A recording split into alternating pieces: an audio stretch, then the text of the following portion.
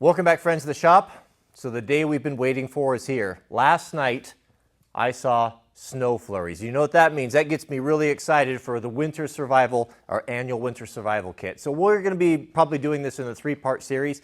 But today, we're going to be installing the ARB Quick Air Kit. Now, I installed an ARB compressor on the Super Duty this summer, and I just now got around to getting the inflator kit, and we'll do that together. I'm going to show you some really great tools from our Australian friends. Now, those of you who are professional homeowners, you know that your strong part is not geography. So Australia, for those who don't know, is that island off the New Zealand coast. So let's bring in the Super Duty, and we'll get started with the install.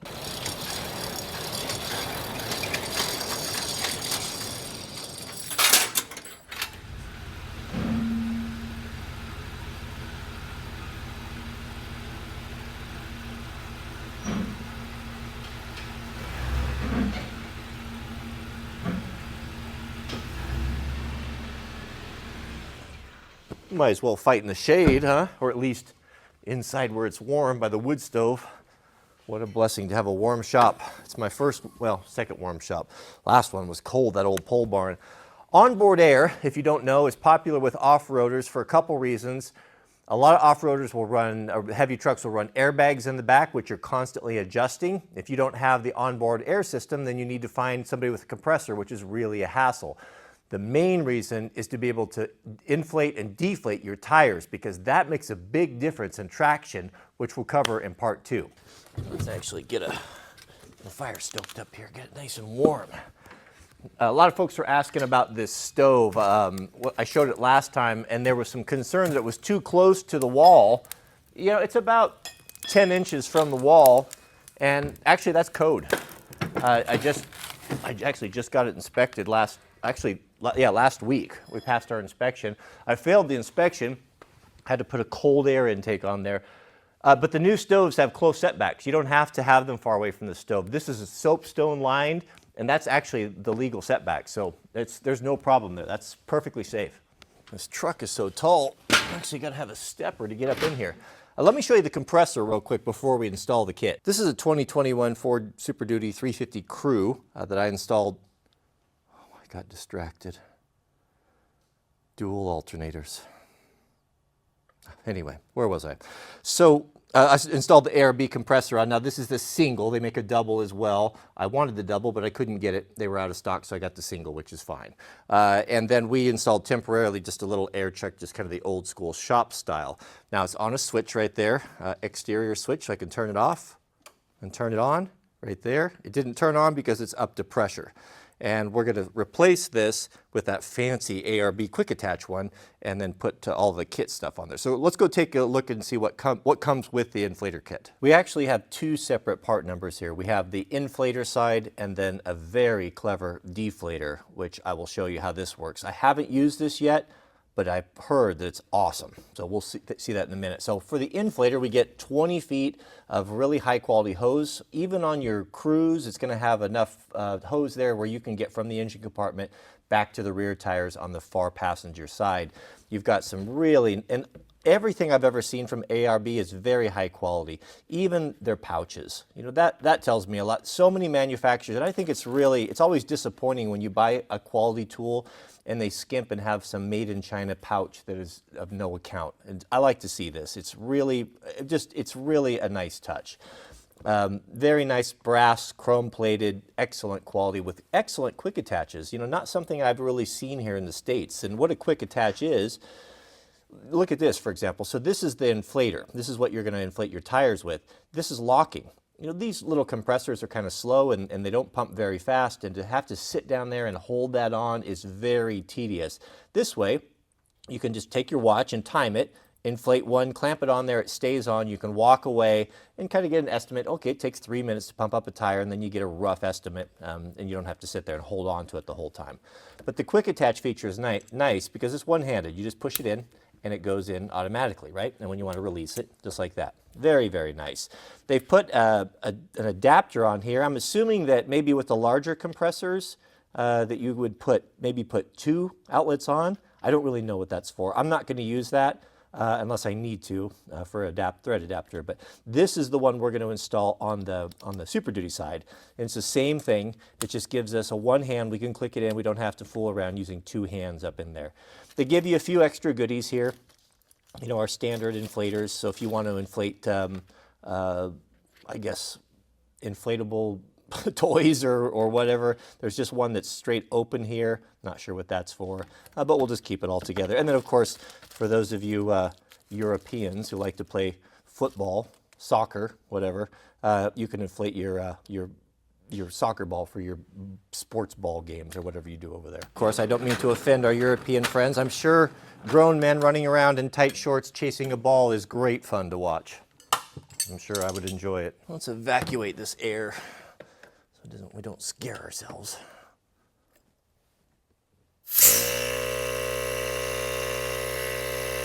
Ah, switch was on.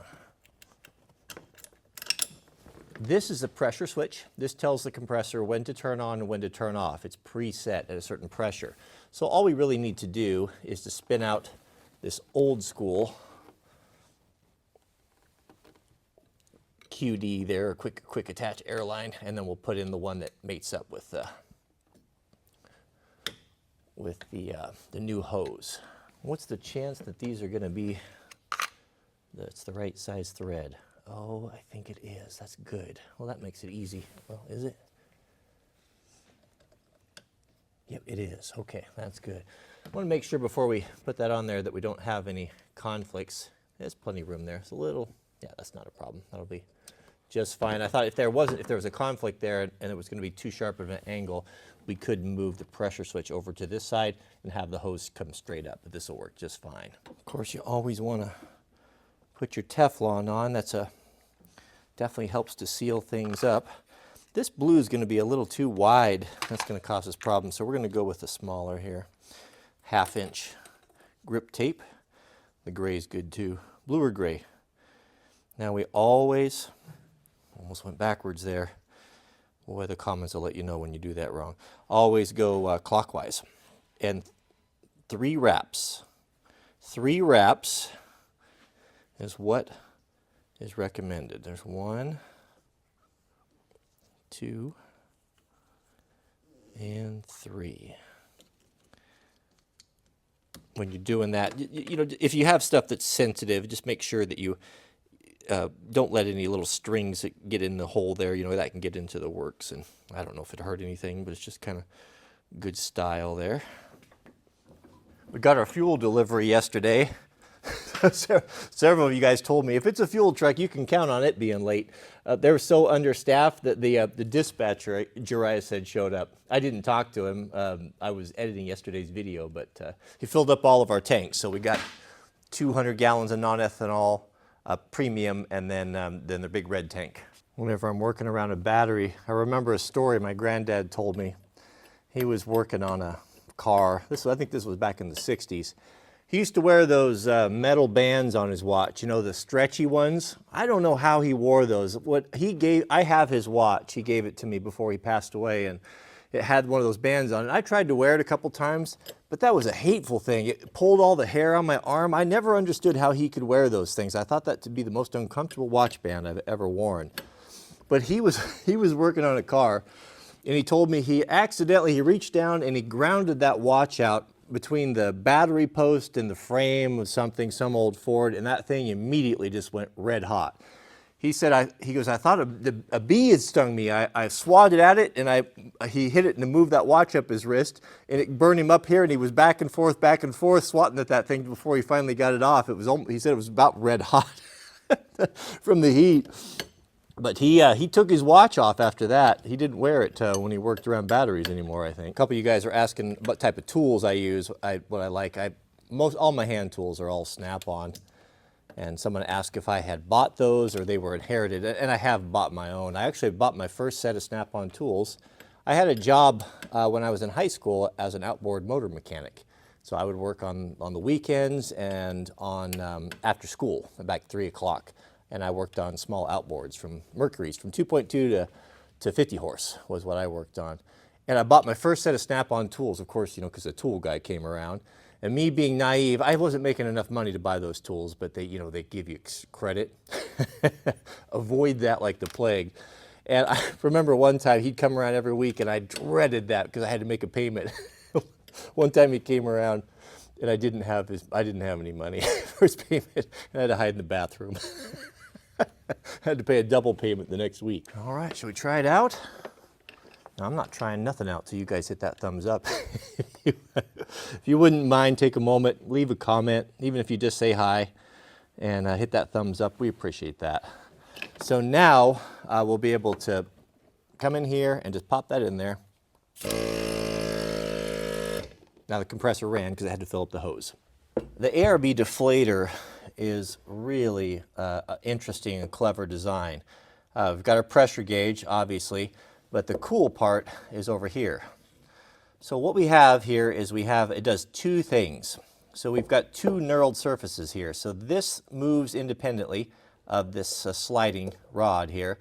And how it works is you thread this over your valve core, right? You turn this and it threads on, and then you engage this portion, and that reaches in and grabs the little Schrader valve, that insert right there, that piece that with the little plunger on it. And now that that's secured, you spin this out, and this apparently rapidly deflates to the pressure that you want. Now that's really important for traction, especially when you're in sand or off-roading. Airing down gives you tremendous capability. I've been stuck in the sand before and completely buried and simply deflated the tires and crawled right out. Now, what pressure should you be running? This is a rule of thumb, but you can count on it for most applications. If you're off-roading, about 15 to 20 is a good pressure. It gives you more surface, you get more tire, it kind of spreads out over the rocks. It makes a tremendous difference. We run, on our dirt bikes, we run a tubeless system with big gummy tires on it, and I'll even air down to 1.5 pounds. It's like having a big rubber track on the back. It's incredible, the difference.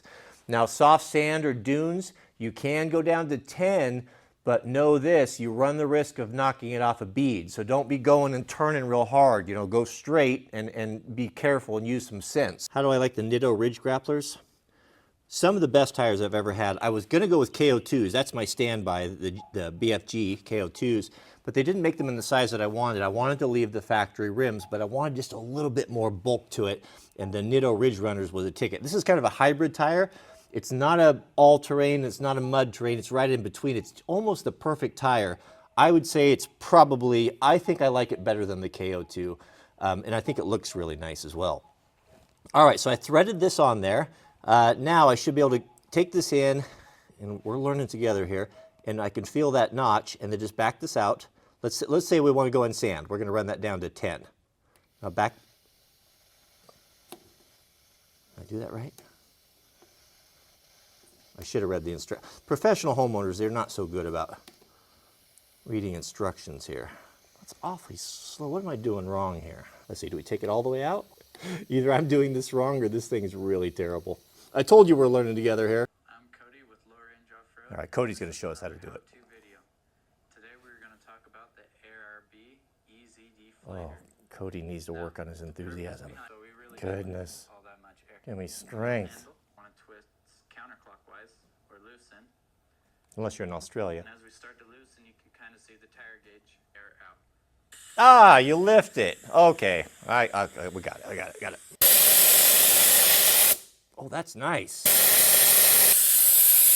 Well, we'll take it down to 20. That's really clever.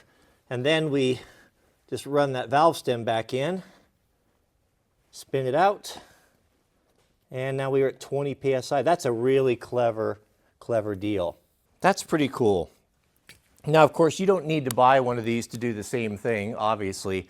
But know this, there has been many a guy that has lost that Schrader valve by spinning it out, and the air blows out and falls in the dirt, sand, and gravel, and you lose it. And if you lose that and you don't have a spare, you are in bad trouble. Always, whenever you get your tire, next time go ask the guy or go by Napa and pick up a little pack of those. They're just a couple dollars, throw them in the glove box because you will lose one. They're hard and they're fiddly and they'll blow out of there. But this is really nice. That's a good system. Having this self-locking inflator is really nice. I have Last time I remember I was in Moab with a bunch of guys. We were airing down tires. We had a whole big group of Jeeps and we had to sit and hold that thing forever. This is one of those accessories. There's a lot of silly truck accessories out there that are kind of all show and no go, but this is one of those that is really worth the money, in my opinion. Having onboard air is really essential, especially if you have airbags.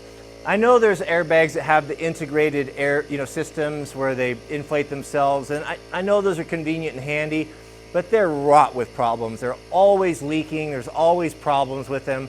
You get in some brush, the lines get torn out. I do not like them.